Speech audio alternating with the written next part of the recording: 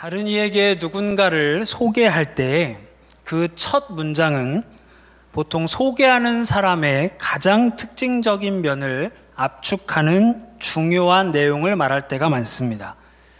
어떤 사람을 소개할 때 이것만큼은 꼭 전달하고 싶은, 그 사람에 대해서 이것만큼은 묘사하고 싶은 내용을 보통은 소개의 서두에 넣기 마련입니다.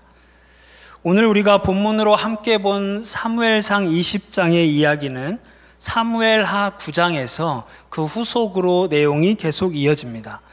사무엘하 9장은 무비보셋과 요나단의 아들이었던 무비보셋과 다윗의 이야기가 펼쳐집니다. 다윗이 왕위에 올라서 이제 사울의 종이었던 시바라고 하는 사울의 노예, 사울의 종을 불러서 이런 명령을 합니다. 혹시 요나단의 가족 가운데, 요나단의 가문 가운데 지금 살아있는 자가 있는지, 그렇다면 그 사람을 알아오라고 하문하고 또 그에게 명령합니다. 그랬더니 그 사울의 종이 다윗에게 이렇게 이야기합니다. 뭐라고 이야기하냐면, 요나단의 아들이 하나가 있는데 다리 저는 사람입니다. 여러분, 보통 우리가 어떤 사람을 아까도 이야기했듯이 소개할 때는 이름을 이야기한다든지 아니면 그 사람의 고향을 이야기한다든지 사는 동네를 이야기한다든지 하는데, 오늘 이 사울의 종은 다윗에게 뭐라고 이야기하냐면 요나단의 아들 하나가 있는데 그 사람의 이름은 알 필요도 없고 다리 저는 사람입니다. 여러분, 다윗의 시대에 다리 저는 사람은 왕궁에 들어갈 수가 없었습니다. 그래서 오늘 사울의 종은 다윗이 자신의 왕궁에 요나단의 자손이 살아있다면 그를 불러서 그에게 은혜를 베풀겠다고 했더니 그 사울의 종이 이렇게 이야기하는 것입니다. 왕이시여, 요나단의 자손 중에 남은 사람이 하나 있긴 한데 그는 당신의 은혜를 받을 만한 상황이 안 됩니다. 그는 은총을 누리기에는 부적합한 인물입니다 라고 이 사울의 종은 생각하면서 이 무비보셋의 이름조차도 다윗에게 이야기하지 않고 있습니다. 얼마나 비참한 인생입니까?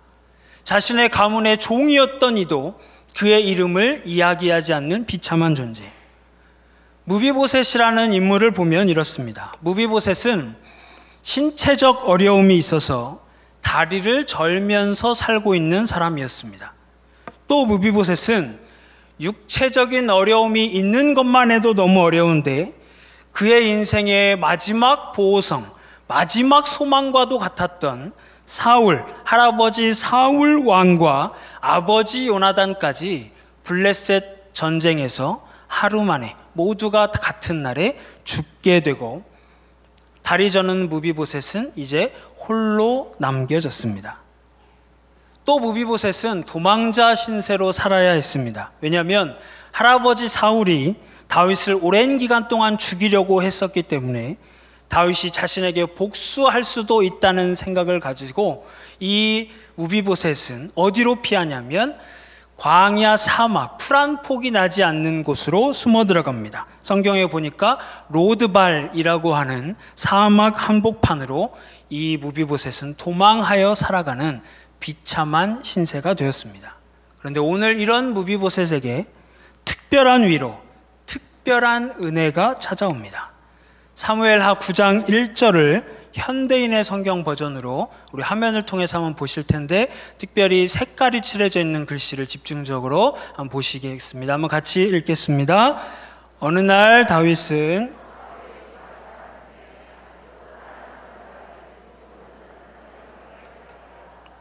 네, 오늘 파란색 글씨를 보니까 뭐라고 써 있습니까? 어느 날 다윗은. 여러분, 성경 속 하나님의 사람들에게는 기다림 속에 펼쳐지는 어느 날 갑자기, 때마침, 마침 그때 기이한 도우심의 이야기들이 수없이 펼쳐지곤 합니다. 오늘 무비보셋에게도 어느 날 갑자기의 은혜가 찾아옵니다. 삼중고의 어려움 가운데 있던 이 무비보셋이 어느 날 갑자기의 은혜를 만나는 것입니다. 오늘 저와 여러분도 어느 날 갑자기 그런 하나님의 은혜가 여러분의 은혜의 스토리 가운데 기록될 수 있기를, 여러분의 삶을 수놓을 수 있기를 주님의 이름으로 축복합니다. 오늘 성경 속에 다윗이 왕위에 올라서 언약궤를 다윗성으로 옮겨드리는 이스라엘의 아주 중요했던 숙제, 수건 사업이었던 그 일들을 한 후에 사무엘하 8장에 보니까 다윗이 어떤 일을 만나냐면 전쟁을 하는 곳곳마다 이기게 되는, 전쟁을 하는 모든 전쟁마다 하나님이 어디든지서 이기게 하시는 그 놀라운 일들을 경험합니다.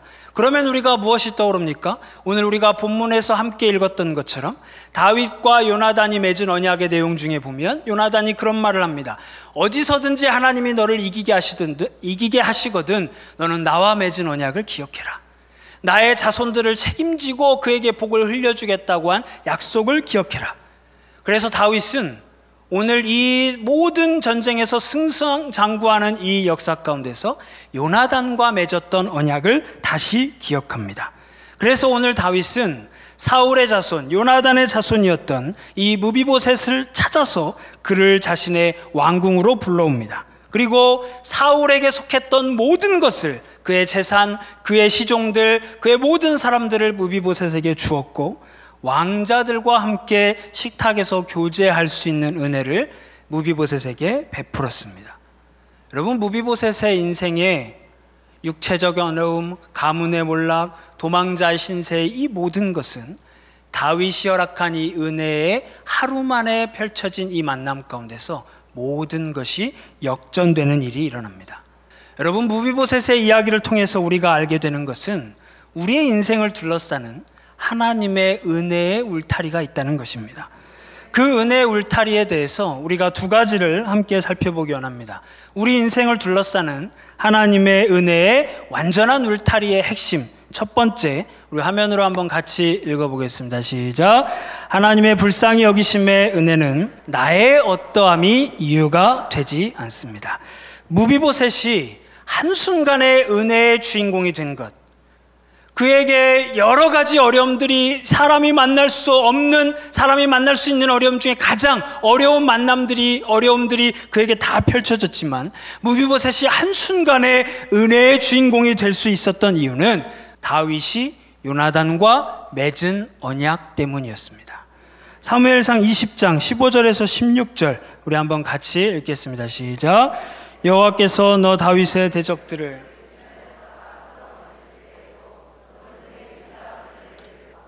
이에 요나단이 다윗의 집과 언약하기를 여호와께서는 다윗의 대적들을 치실지어다 하니라. 다윗이 사울을 피하여 도망다니던 시절에 요나단과 맺었던 언약, 하나님이 다윗 너의 인생에 은혜를 베푸시거든 나의 가문을 너 다윗이 지켜주고 하나님께 받은 그 은혜를 나의 가문에 흘려보내주어야 한다 라고 그 둘이 약속했던 그것을 하나님 앞에 올려드릴 때에 그것은 상대를 향한 언약이 되었습니다. 오늘 시간이 흘러서 다윗이 왕이 되고 나서 사무엘하 9장 1절에 이렇게 그 언약들을 다시 다윗이 떠올립니다. 한번 같이 읽습니다. 다윗이 이르되 사울의 집에 아직도 남은 사람이 있느냐? 내가 요나단으로 말미암아 그 사람에게 은총을 베풀리라. 파란색 글씨 뭐라고 되어 있습니까? 내가 요나단으로 말미암아. 다윗이 요나단의 자손을 찾는 이유는 왕이 된 그가 후한 인심을 베풀기 위해서도 아니었습니다. 또 새로운 왕조가 시작한 이래에 정치적인 사면을 해주어서 사람들로부터 칭송을 받으려는 이유도 아니었고 사울의 자손에 대한 인간적인 동정심도 아니었습니다. 다윗이 요나단의 자손을 찾은 단 한 가지 이유는, 그가 은혜를 그토록 요나단의 자손에게 베풀려고 했던 이유는 딱 하나, 요나단과 그가 맺은 언약 때문입니다. 그렇기에 무비보셋이 이제 다윗으로부터 은혜를 받게 된 이유는 무비보셋이 어떠한 존재였고 그가 어떠한 조건을 갖췄고 그가 어떠한 것을 준비한 어떠함 때문이 아니라, 무비보셋에게 은혜의 이유가 있는 것이 아니라 그가 은혜를 받은 이유는 전혀 그와는 상관없이 다윗과 요나단이 맺은 언약 때문이라는 것입니다. 사랑하는 서상가족 여러분, 우리에게도 이런 다윗과 요나단이 맺은 언약 증서가 있습니다. 그것은 바로 나를 위해 이 땅에 인간의 몸으로 오셔서 나를 위해 십자가를 지시고 나를 위해 다시 사신 그 예수님과 하나님이 십자가에서 맺으신 언약입니다. 골로새서 1장 13절 14절을 우리가 한번 같이 읽겠습니다. 시작. 그가 우리를 흑암의 권세에서 건져내사 그 아들 안에서 속량 곧 죄사함을 얻었도다. 우리의 구원자 예수 그리스도께서 십자가의 참혹한 죄의 형벌을 우리 대신 다 감당하시고 하나님과 맺으신 언약의 내용은 이것입니다. 오늘 예수님은 십자가에서 하나님과 이렇게 이야기합니다. 아버지, 나의 하나님, 이제 내가 지는 이 십자가로 인해서 모든 나의 자녀들은 이제 사랑의 아들의 나라로 소속과 신분이 완전히 옮겨졌습니다. 그들은 죄의 노예였지만 이제 내가 지는 이 십자가 이후로 그들은 창조주 하나님의 아들과 딸의 신분을 회복할 것입니다. 그들은 죄 사함을 얻은 존재임을 하나님 분명히 기억하십시오. 나의 십자가를 떠올리실 때마다 하나님 그 사실을 분명히 기억하십시오. 이어서 골로새서 1장 19절에서 20절 그리고 22절을 새번역 성경으로 좀 더 쉽게 우리가 한번 화면으로 같이 읽습니다. 시작. 하나님께서는 그분 안에 모든 충만함을 머무르게 하시기를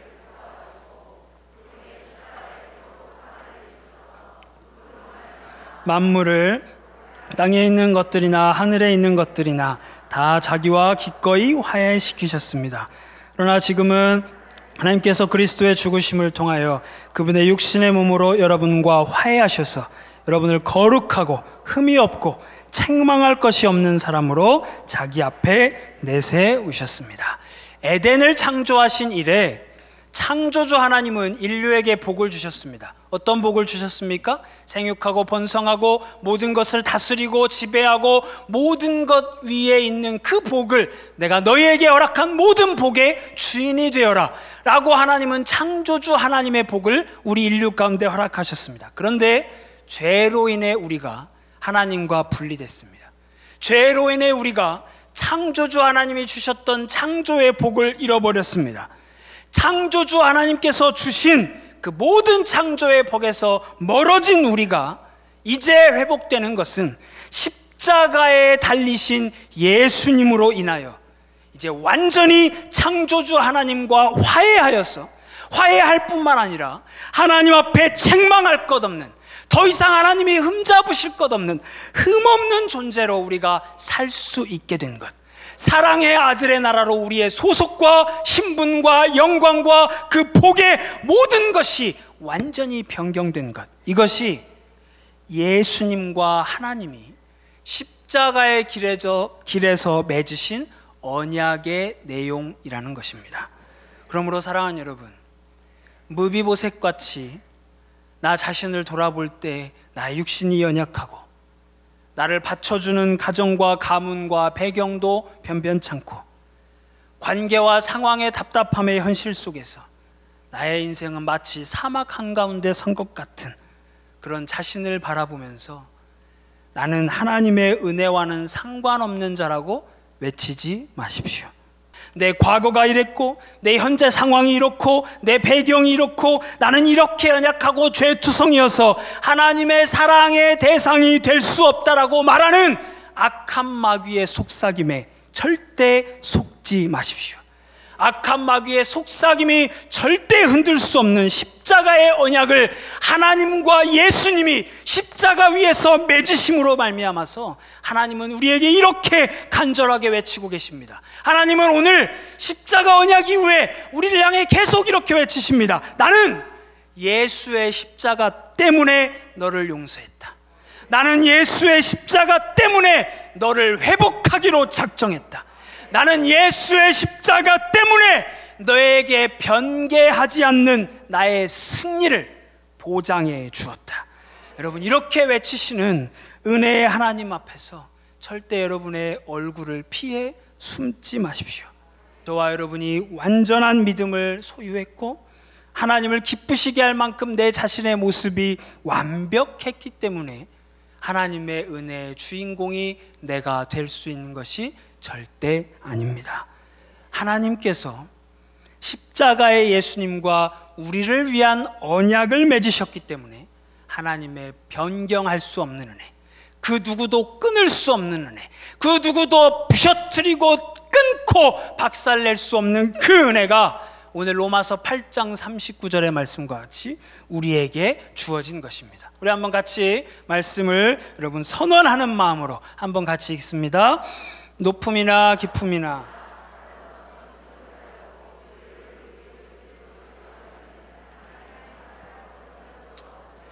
하나님의 사랑에서 끊을 수 없다고 했는데 그 앞에 뭐라고 했습니까? 우리 주 그리스도 예수 안에서. 그러니까 뭡니까? 하나님과 예수님이 맺으신 그 언약 때문에 우리를 그리스도의 사랑에서, 하나님의 사랑에서 끊을 수 있는 자는 아무도 없다는 것입니다. 사랑하는 여러분, 십자가의 구원의 역사는 번복되지 않습니다. 십자가의 구원의 역사는 이미 이루어진 사실입니다. 십자가의 구원의 역사가 번복되지 않기에 우리에게 주신 은혜의 약속도 번복되지 않습니다. 죄에서의 승리가 보장된 언약, 나의 삶의 문제에서의 승리가 보장된 언약이 저와 여러분을 위해 선물로 주어졌음을 확신하고 믿음으로 받아들이는 이 아침 되시기를 주님의 이름으로 축복합니다. 그런가 하면 오늘 우리가 하나님의 은혜의 울타리 이야기를 함께 보면서 기억해야 할 두 번째 내용은 이것입니다. 화면으로 우리가 한번 같이 읽습니다. 시작. 값없이 은혜의 당사자가 된 내가 보일 유일한 반응은 감격과 탄복입니다.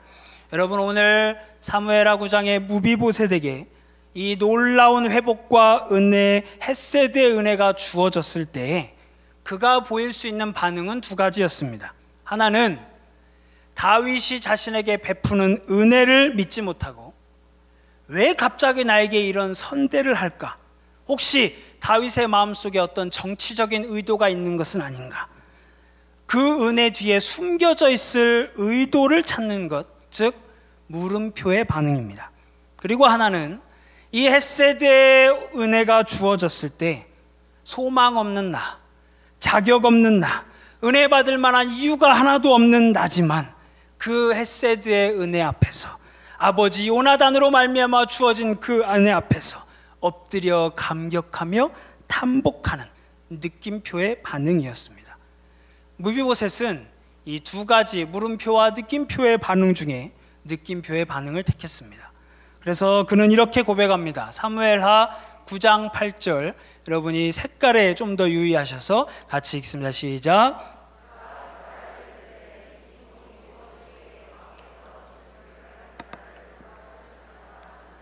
오늘 무비보셋이 다윗에게 보인 반응은 물음표의 반응이 아니었습니다.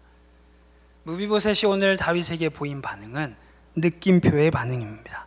그러면서 그는 다윗 왕 앞에, 그 은혜 앞에, 아버지 요나단과 맺은 그 언약 앞에서 내가 은혜의 당사자요 수혜자가 된 그 놀라운 내가 아무것도 한 것이 없는 그 은혜 앞에서 그는 하나님 안에, 또 그 은혜 안에 엎드렸습니다.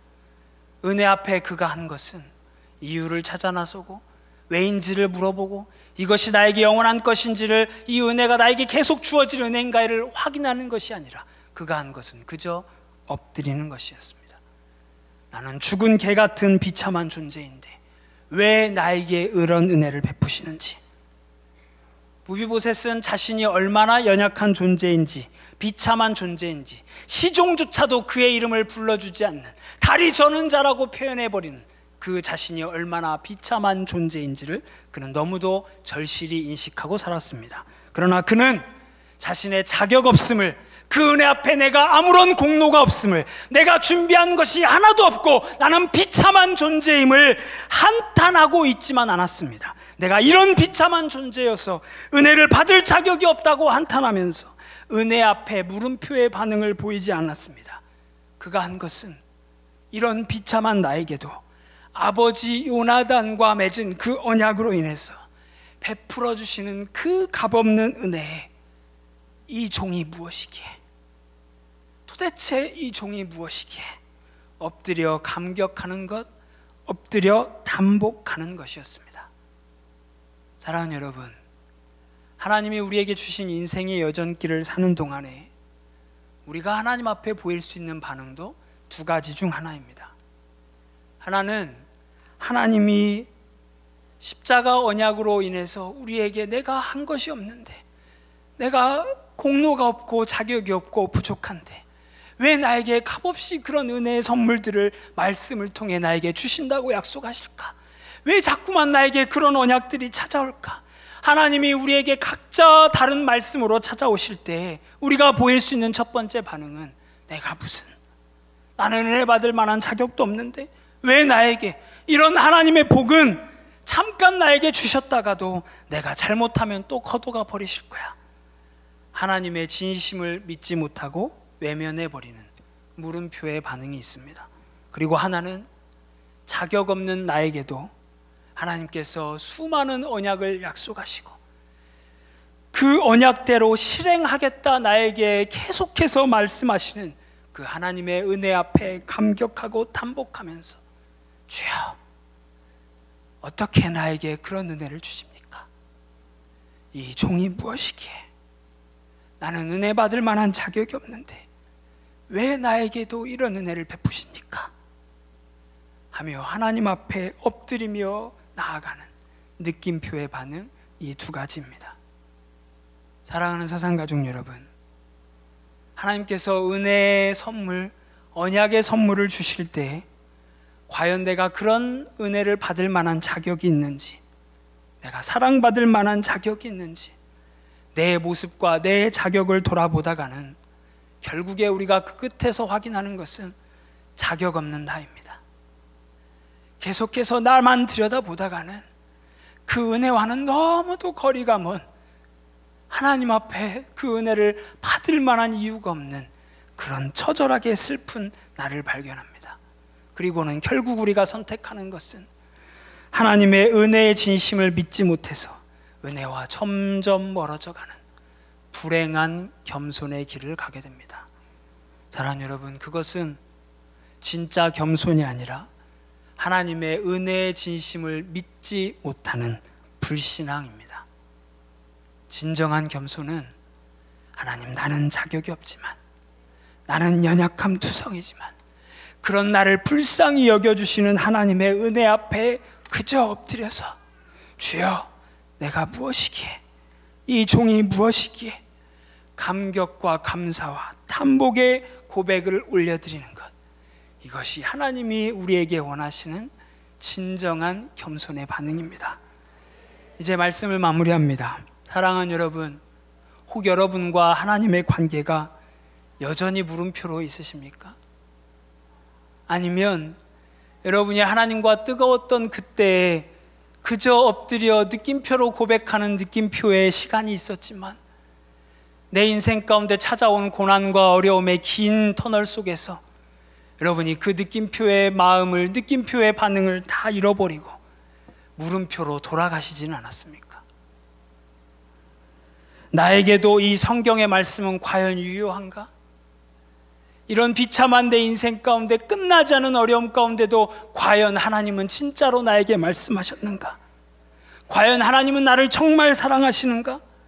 하나님의 말씀의 언약 앞에 여러분은 물음표를 던지고 계십니까? 아니면 그저 엎드려 감격하며 탄복하며 은혜의 주인공이 되고 계십니까? 우리 오늘 이 거룩한 주일 아침에 하나님을 향한 이 종이 무엇이기에 하나님 이런 은혜를 주십니까? 감격과 탄복의 고백을 회복하는 이 아침이 되기를 축복합니다. 오늘 여러분의 이 주일 아침이 감격과 탄복으로 가득 차는 날이 되어서 불쌍히 여기심의 역전의 은혜를 부비보셋과 같이 내 삶으로, 구체적인 내 삶의 현실로 누릴 수 있게 되기를 주님의 이름으로 축복합니다.